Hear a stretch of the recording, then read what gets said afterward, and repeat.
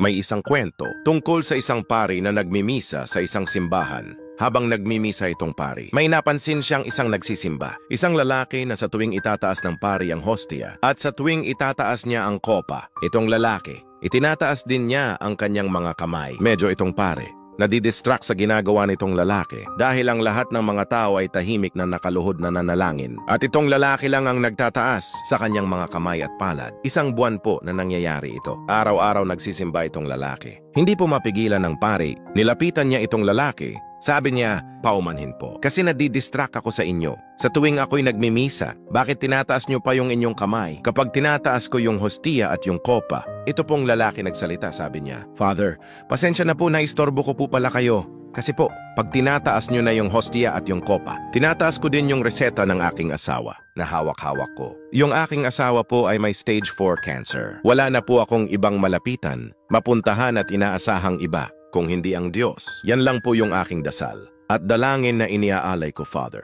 Itinataas ko lahat sa Diyos. Lalong-lalo na itong sakit ng aking asawa, ang nais ko lang. Yung gumaling siya, hindi po nakapagsalita itong pari, at pinabayaan niya lang po itong lalaki. Nasanay na siya. Pag nagmimisa siya, kapag tinataas niya ang hostia at ang kopa, ganun din ang ginagawa ng lalaki. Naiintindihan na nitong pare. Pero pagkatapos po ng 2 buwan, napansin ng pare na nagsisimba yung lalaki. Pero kapag tinataas na niya yung hostia at yung kopa, hindi na tinataas ng lalaki yung kamay niya. At biglang nag-alala itong pare. Bulong sa isip niya, namatay yata yung asawa niya. Gusto niyang i-console. Nilapitan niya itong lalaki pagkatapos ng misa. Sabi ng pare sa lalaki, napansin ko po yata na hindi niyo na tinataas yung reseta ng asawa niyo.